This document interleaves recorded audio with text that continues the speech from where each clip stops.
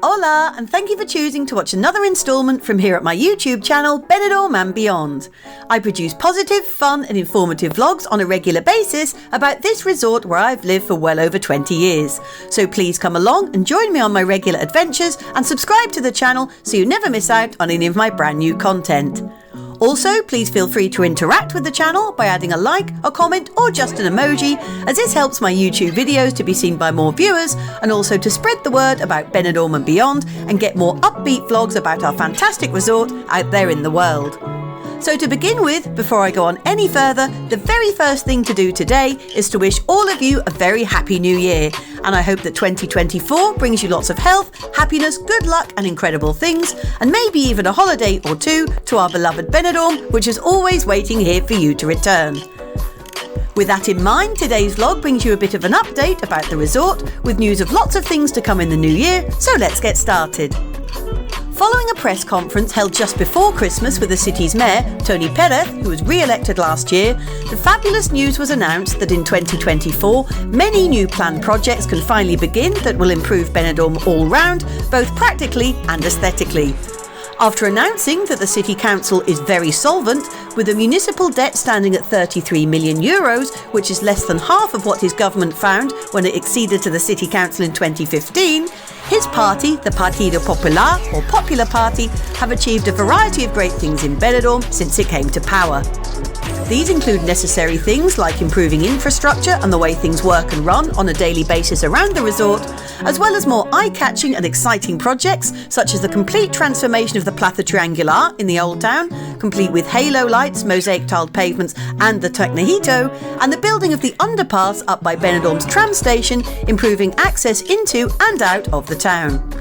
The mayor stated that the City Council still has a lot of capacity to go further into debt if needs be without having to ask for permission, as it's allowed to borrow up to 75% of its annual budget, and with it currently being not even up to 33%, it means that the year ahead can see the start and hopefully the fruition of many terrific new schemes.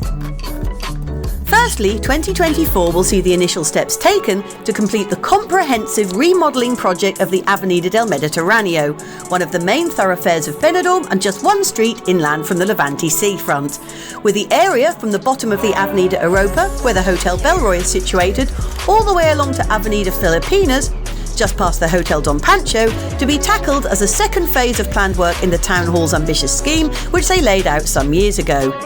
Although full details have not yet been released as to what this will entail or the dates involved, and indications are that initially the Town Hall departments will just be looking at updating and drafting the renovation project's plans, no doubt when the works commence they will cause considerable disruption to the flow of traffic and noise levels to any businesses, hotels or apartment blocks along this main artery road, but as always the benefits in the end outweigh the immediate downsides, so make sure you follow this channel for more updates as they come in the future.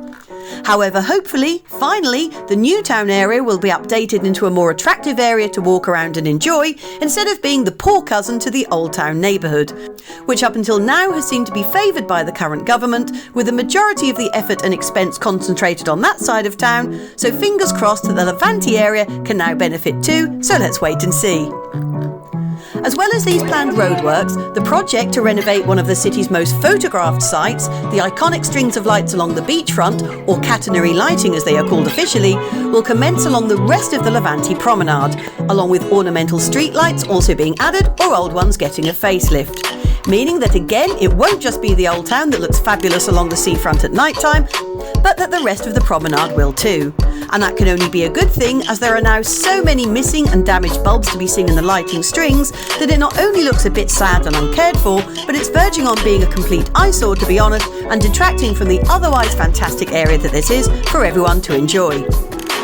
These two major plans, which will have an estimated cost of around €11.5 million between them, are also in addition to other projects and developments around the city. These include the planned implementation of electric charging points in the Levante area, ventures to protect the beaches against climate change with a vegetated dune, the development of the Benidorm electric mobility plan, the installation of many more sustainable green areas, and the construction of a camping and multi-adventure area in the Parque de la Sequia Mare, which, if you don't know, sits just on the outskirts of Benidorm, down from the central bus station and justice courts, and which you may have seen as you've entered the resort in the past, before reaching the large roundabout with water features at the top of the Avenida Europa.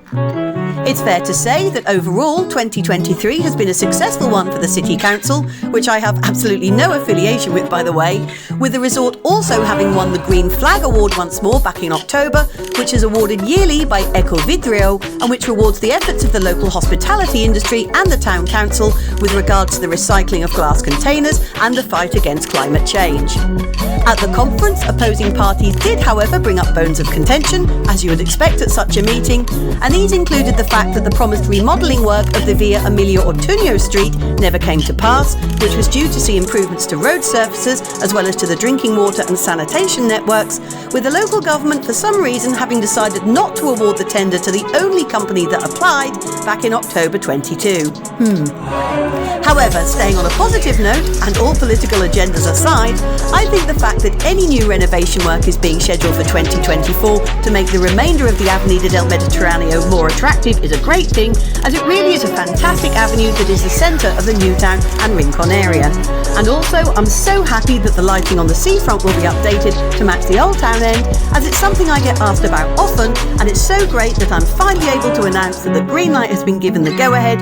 to improve this much-loved area. I hope that you've enjoyed listening to today's latest news update with me, and if you have, then please make sure you subscribe to the channel so you don't miss out on any of my other regular vlogs, which include detailed and info-packed street and beachfront walks, reviews on Benidorm's most popular hotels with a fly-on-the-wall look inside and out, reviews on cafes, bars and new businesses, as well as lots more updates, news and bulletins. I'll see you out and about next time, and thanks so much for watching as always. Bye for now, adios, and catch you all again soon, and a very happy new year to you all. Cheers!